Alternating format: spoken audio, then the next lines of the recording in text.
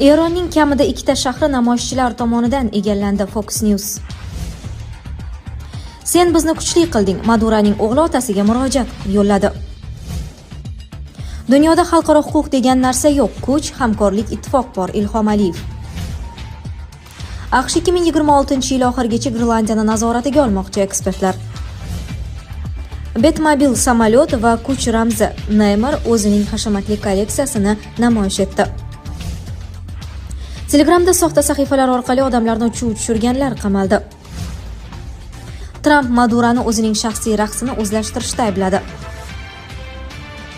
Eronning kamida 2 shahri namoyishchilar tomonidan egallandi. Fox News manbalariga tayanib xabar berilishicha, Eronda boshlangan keng ko'lamli norozilik to'lqini endi oddiy mitinglar doirasidan chiqib, real hududiy nazorat darajasiga yetgan. Namoyishchilar Abdanan va Malekshahi shaharlarini to'liq o'z qo'liga olganini e'lon qilgan. Bu esa mamlakat ichidagi vaziyat qanchalik keskin tus olayotganini yaqqol ko'rsatmoqda. Ma'lumotlarga ko'ra, norozilik aksiyalari kamida 92 shahar va aholi punktini qamrab olgan bo'lib, harakatlar markaziy hokimiyatga ochiq qarshilik shaklini ola boshlagan. Ko'chalarda minglab odamlar to'plangan, hukumatga qarshi shiorlar yangragan. Ayrim hududlarda esa xavfsizlik kuchlari nazoratni vaqtincha yo'qotgani aytilmoqda. Manbalarning ta'kidlashicha, ayrim shaharlarda ma'muriy binolar atrofida to'qnashuvlar kuzatilgan. Aloqa va transport harakati izdan chiqqan. Vaziyat tez o'zgaruvchan bo'lib qolmoqda.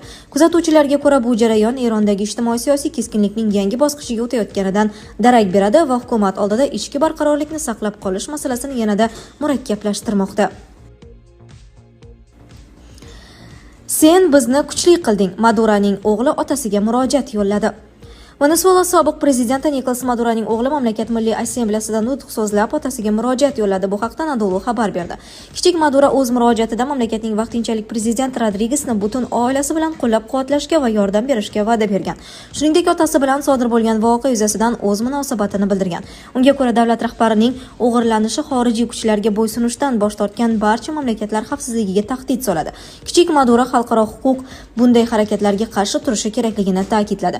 Agar biz davlat rahbarini o'g'irlashni normallashtirsak, hech bir davlat xavfsiz bo'lmaydi.